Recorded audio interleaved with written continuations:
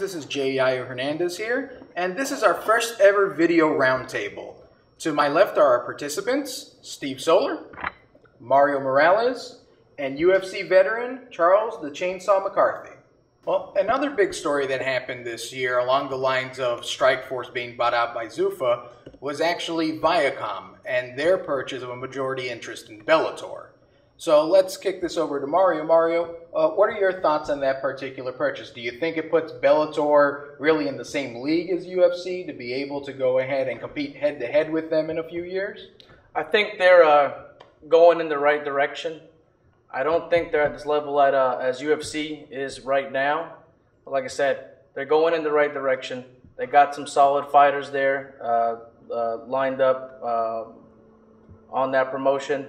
I think they're gonna do well. They're gonna go up there. They're gonna do good. All right, and Charles, you actually did an interview with Bjorn right before their Bellator 50, I believe it was. What are your thoughts? So at that time, you actually spoke to him. You talked about that purchase.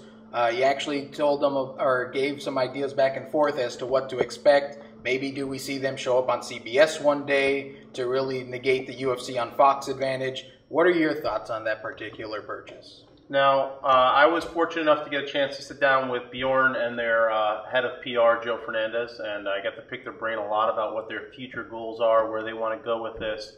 And I got to see a lot of it, how it works from the inside out. And I would say they have great people on staff, they have a great vision, and something that Bjorn told me that really stuck out in my head was, he goes, Charles, I didn't get into this to be number two. And, you know, it's very obvious that after talking to him that this is not a second place finisher. You know, he's used to coming in first place. He plans on coming in first place. And he just got backed by one of the largest distribution channels in the world, in Viacom, which means that they're going to have distribution not just in the United States, but all over the world. And fighting is a worldwide sport. You know, a lot of these fighters are not from the United States. And this will give opportunities for other fighters from other countries to get some recognition in their countries. So, are they on UFC's level yet? No, not at all. They're not even close to UFC level. That's a whole different animal. But I think they're the front runner to get there. Fighting, like I said, it's a very 2 years is a very long time. It's usually the average span of a fighter's career is about 2 years, and so you see a lot of talent rotate.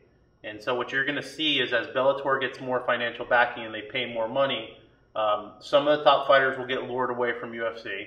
But more than that, the top fighters in the UFC are going to get old, injured, retired, and then you're going to be watching the next up-and-coming crop. And they're building those right now at Bellator with guys like Marlon Sandro, and they have a tremendous amount of talent going on there.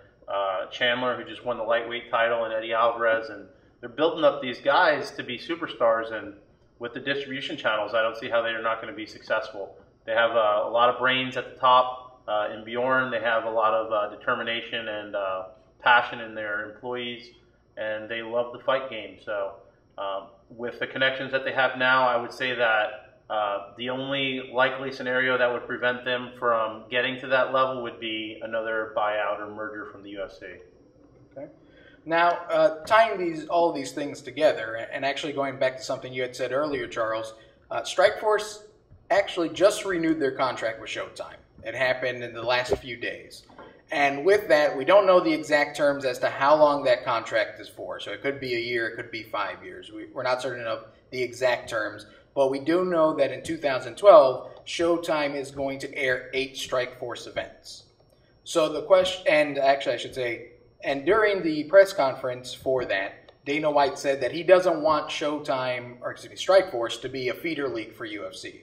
He wants them to be on par with the UFC in terms of talent, in terms of fights that they're putting on. So really the ultimate question is, we all have established UFC is obviously the #1 company.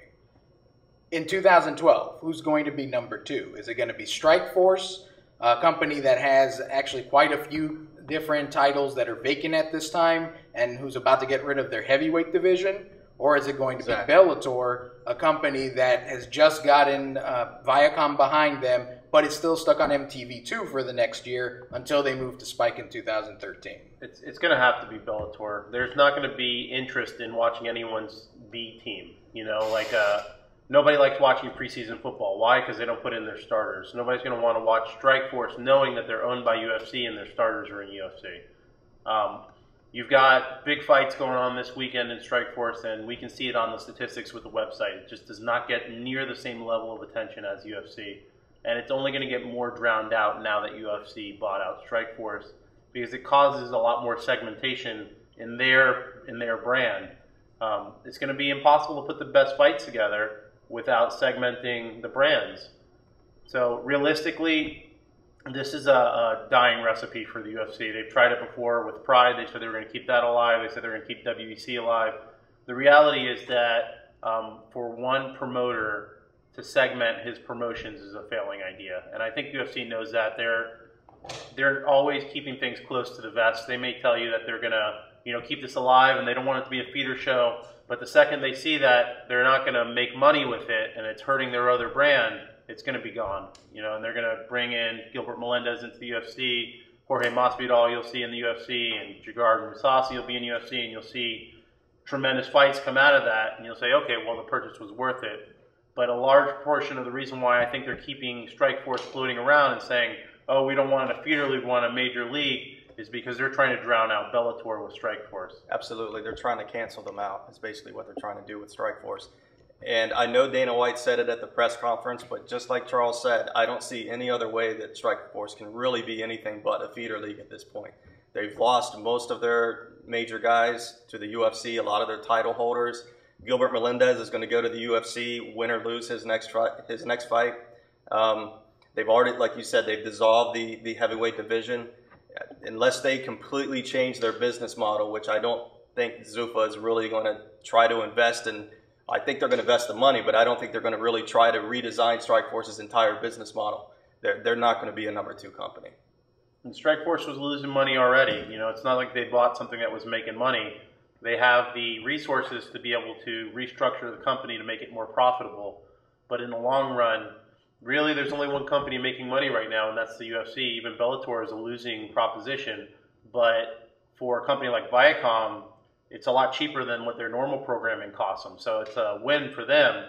But for the UFC, this is going to be like dragging around a bag of rocks. And they're not going to want to do that for too long. The fighters are going to want to fight in UFC. They're not going to want to fight in Strikeforce. The notoriety is way bigger. The sponsorships are way bigger. So there's very little incentive for the fighters. And any one of the fighters that you ask off camera, they're like, man, I hope we get the call to go to UFC. They want to be fighting in UFC. It's still the premier organization. As long as Strikeforce is owned by the UFC, there's no hope that Strikeforce will ever be the premier organization.